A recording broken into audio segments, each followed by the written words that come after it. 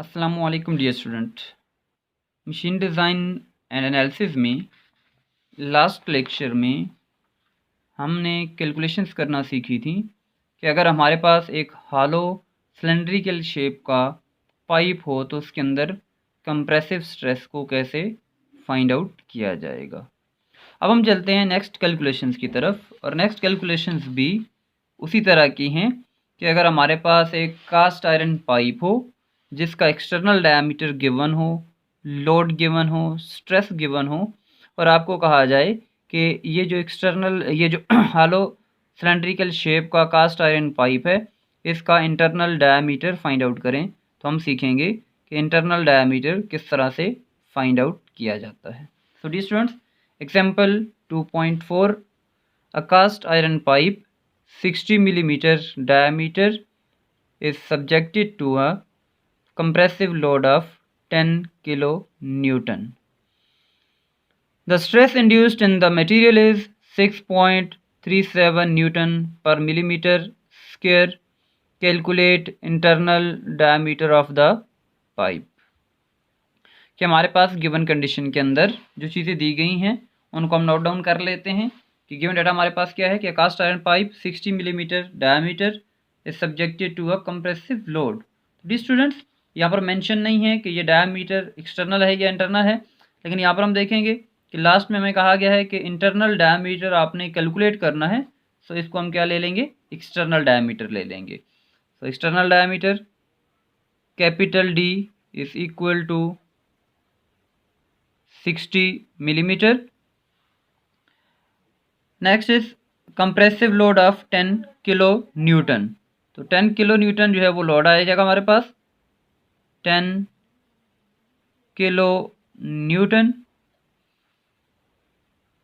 Prefixes को ख़त्म करेंगे, 10 मल्टीप्लाई बाय 1000, तो ये हमारे पास आ जाएगा 10,000 Newton. The stress induced in the material is 6.37 newton पर मिलीमीटर स्क्वायर। जैसा कि लास्ट कैलकुलेशंस के अंदर हमने ये फाइंड आउट की थी कंप्रेसिव स्ट्रेस, क्योंकि लोड कंप्रेसिव है तो स्ट्रेस भी आपके पास कंप्रेसिव होगी। तो F C is equal to 6.37 newton पर millimetre square. Calculate the internal diameter of the pipe, और इंटरनल डायमीटर को हम शो करते हैं स्मॉल डी के साथ, तो स्मॉल डी हमने फाइंड आउट करना है। सो डियर स्टूडेंट्स, अब हमें स्मॉल डी चाहिए, तो cylindrical shape, hollow cylindrical shape या सॉलिड सिलेंड्रिकल शेप का जब भी डायमीटर फाइंड आउट करने का कहा जाता है तो डायमीटर हमेशा हम फाइंड आउट करते हैं एरिया के फार्मूला से। तो ये हमारे पास जो शेप है ये कास्ट आयरन पाइप है, हॉलो सिलेंड्रिकल शेप है, और हॉलो सिलेंड्रिकल शेप के लिए हम फार्मूला पढ़ चुके हैं कि एरिया मालूम करने के लिए फार्मूला होता है area is equal to π/4 capital D square minus small D square. तो डी स्टूडेंट्स, अब हमने ये internal diameter small D find out करना है, तो इसके लिए हमारे पास दो वैल्यूज़ होनी चाहिए, एक्सटर्नल डायमीटर होना चाहिए और रेजिस्टिंग एरिया होना चाहिए। एक्सटर्नल डायमीटर हमें यहाँ पर गिवन है लेकिन रेजिस्टिंग एरिया गिवन नहीं है। तो डी स्टूडेंट्स, पहले हम रेजिस्टिंग एरिया फाइंड आउट करेंगे जो कि हम स्ट्रेस के फार्मूले से फाइंड आउट कर सकते हैं। तो स्ट्रेस का फार्मूला है हमारे पास F C is equal to load over area. यहाँ से इस इक्वेशन से अगर हम एरिया मालूम करना चाहेंगे तो हमारे पास फार्मूला बन जाएगा load over stress. Values put कर लेते हैं। लोड हमें गिवन है 10,000 Newton divided by stress given है 6.37 न्यूटन पर मिलीमीटर स्क्वायर, और ये जो एरिया हम फाइंड आउट करेंगे तो ये एरिया हमारे पास आएगा 1570.79 मिलीमीटर स्क्वायर। ओके डिस्टेंस, ये हमने फाइंड आउट कर लिया एरिया। जब एरिया हमने फाइंड आउट कर लिया है तो अब हम डायमीटर जो है वो एरिया के फार्मूला से फाइंड आउट कर सकते हैं। So now area is equal to pi by 4 capital D square minus small d square.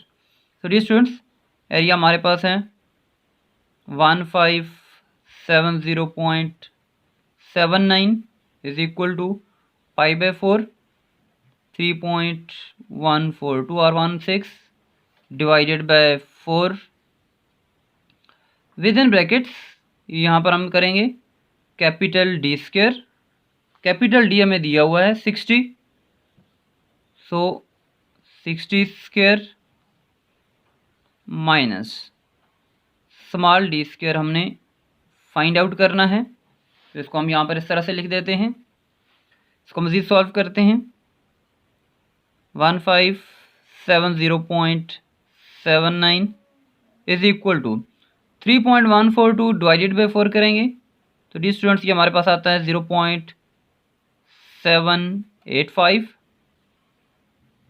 60 square is 3600 minus D square.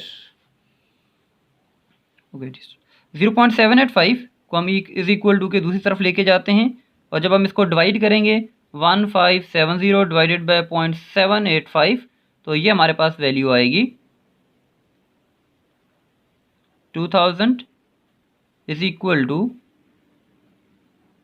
3600 minus D square. Similarly dear students, जब आप ये 3600 को इस तरफ लेके आएंगे 2000 में से माइनस करेंगे तो ये आपके पास वैल्यू बनेगी -1600 is equal to minus D square. तो ये माइनस माइनस के साथ कैंसिल आउट हो जाएगा।